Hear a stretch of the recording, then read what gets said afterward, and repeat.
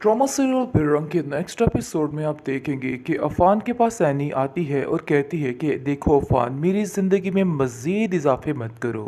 मैं पहले से बहुत ज़्यादा परेशान हूँ और परेशानी और मज़ीद नहीं ले सकती हूँ। मैं अपनी ज़िंदगी उम्र के साथ सुकून से गुजारना चाहती हूँ और मुझे ऐसा लगता है कि यहाँ पर रह के ये सब कुछ मुमकिन नहीं है। आगे से अफान कहता है कि आपने एक दफ़ा तो गलत फ़ैसला किया था, लेकिन अब ऐसा कोई फ़ैसला मत करना जिसकी वजह से आपको या उम्र को नुकसान पहुँचे, क्योंकि आप लोगों का नुकसान मैं कभी पूरा नहीं कर पाऊँगा।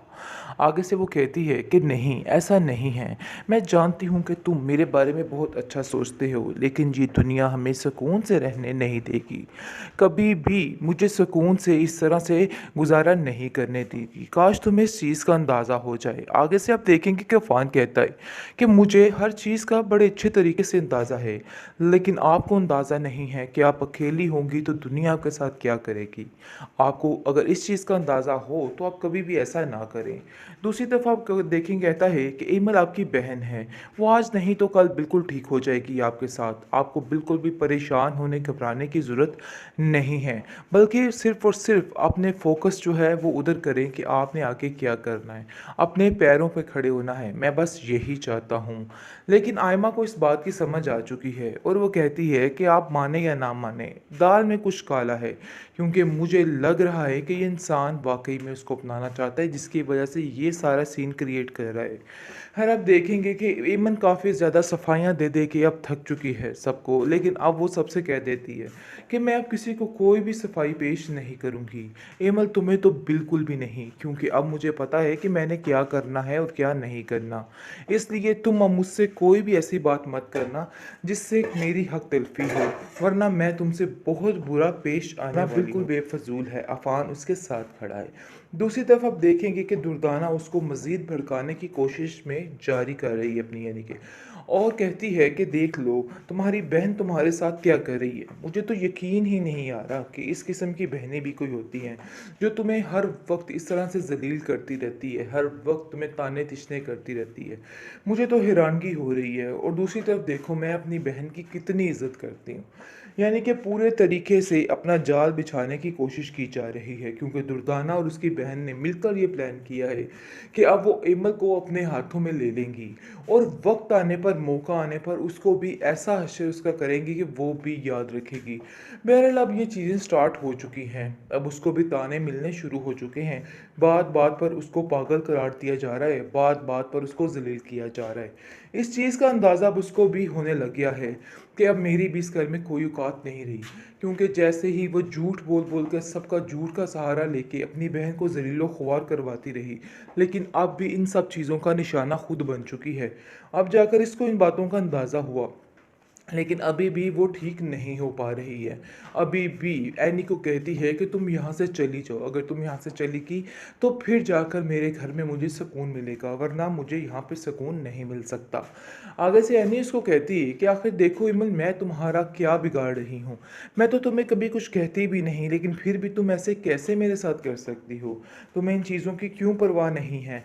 मैं तुम्हारी बहन हूँ, शायद तुम ये बातें भूल चुकी हो, और तुमने सिर्फ और सिर्फ एक दुश्मनी का रिश्ता अपना लिया है, दुश्मनी का रास्ता अपना लिया है। तुम्हें और कुछ भी नज़र नहीं आ रहा है। जिस पर एम्मा खामोश हो जाती है और वहाँ पर गुस्से से चली जाती है और कहती है कि हाँ, दिल में मैंने ऐसा ही किया है, क्योंकि मैं उम्र के लिए कुछ भी कर सकती हूँ। वो मेरा बेटा था और बेटा मेरा ही रहेगा। ट्रॉमा सील बेरंग की नेक्स्ट एपिसोड में आप देखेंगे कि किस तरीके से अब जाकर एमल अपनी सास को अपने हाथों में करना चाह रही है और चाह रही है कि सब कुछ उसके हाथ में हो जाए और हर बंदा उसके खिलाफ हो जाए। ये काम तो वो ऑलरेडी कर चुकी है, लेकिन मज़ीद वो उसकी ज़िंदगी को वबाल बनाने की कोशिश में लगी हुई है और चाहती है कि कुछ ऐसा हो जाए कि सब धिक्के देकर उसको इस घर से निकाल दें। लेकिन अफान ने भी उसको एक ही सबक सिखाया है कि देखो, तुम्हें हिम्मत नहीं हारनी, बल्कि डट कर इन लोगों का मुकाबला करना है, और इन सब चीज़ों में मैं आपके साथ खड़ा हूँगा, कभी भी आपका साथ नहीं छोड़ूंगा। इस हिम्मत ने उसको बहुत ज़्यादा आगे बढ़ा दिया है और वो काफ़ी ज़्यादा खुश है। लेकिन उसकी माँ कहती है कि तुम ये कभी भी मत सोचना कि इन सब बातों में हम लोग पीछे हो जाएंगे, ऐसा कभी भी नहीं होगा। तुम हमेशा हमें अपने साथ पाओगी। मैं तुम्हारा साथ देने के लिए हमेशा तैयार हूँ और एमन को तो मैं कभी भी माफ़ नहीं करूँगी क्योंकि एमन ने जो कुछ किया है बहुत ही गलत किया है। आखिर कैसे तुम्हारे साथ वो ये सब कुछ कर सकती है और अपने घर वालों को तुम्हारे खिलाफ कर सकती है? सिर्फ एक लालच की खातिर उसने अपना ईमान ख़राब कर लिया। काश उसे इस चीज़ की समझ आ जाती और इन सब चीज़ों पर वो ठीक हो जाती, लेकिन मुझे यकीन ही नहीं आ रहा कि वो मेरी बेटी है। दूसरी तरफ आप देखेंगे कि शहरयार कहता है अपनी माँ से कि मुझे लगता है कि अफ़ान कोई और गेम चलना चाह रहा है और आपकी बातें 100% ठीक हैं, कोई भी गलत बात नहीं की आपने और ये सिर्फ़ और सिर्फ सारा पैसा हथियाने की कोशिश कर रहा है, जिसकी वजह से वो एनी के आगे पीछे घूमता रहता है। मुझे तो इसकी नीयत में फतूर लगता है। जिसको सुनकर वो कहती है, हाँ ये हकीकत है, मुझे एमल ने भी यही कहा है और एमल का भी यही नज़रिया है और एमल बिल्कुल दुरुस्त कह रही है। उसकी किसी बात में कोई भी खोट, कोई भी झूठ नहीं है। मुझे अब उसका यकीन आ चुका है। पहले आयमा की माँ जैसे ही उसके साथ ये बातें करती थी, वो उस पर गुस्सा करती थी, लेकिन अब जो है एमल की सास इस बात पर यकीन करने लग गई है और कहती है कि वाक़ई तुम बिल्कुल ठीक कहती हो दुर्दाना, मुझे इन लोगों से बचकर ही रहना चाहिए और जितनी जल्दी हो सके फ़ैसला कर लेना चाहिए। क्योंकि अगर मैंने अभी कुछ ना किया तो बहुत ज़्यादा मसला हो सकता है, बहुत ज़्यादा देरी हो सकती है।